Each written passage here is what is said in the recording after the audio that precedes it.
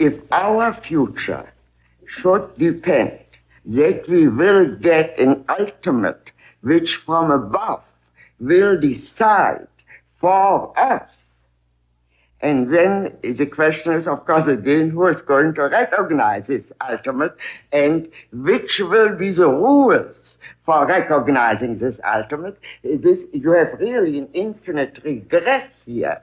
But anyhow, I would be utterly pessimistic. If that is the case, then we are lost.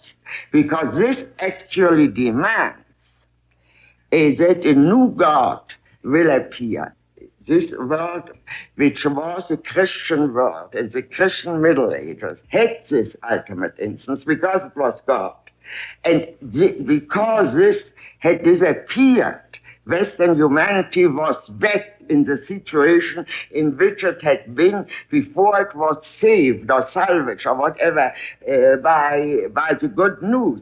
And that, for instance, am perfectly sure that this whole totalitarian catastrophe would not have happened if the people still had believed in God, or in hell, rather.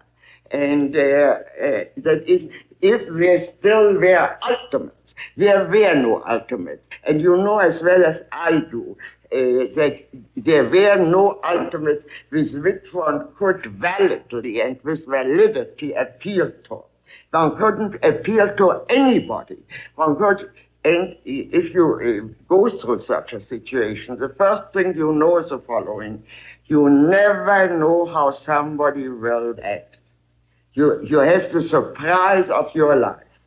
And this goes throughout all layers of society, and it goes throughout all various distinctions between men.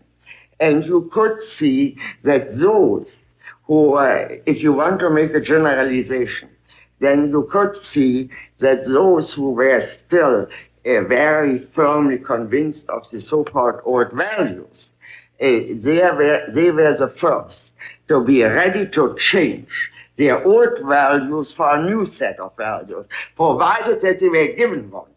And I'm afraid of this.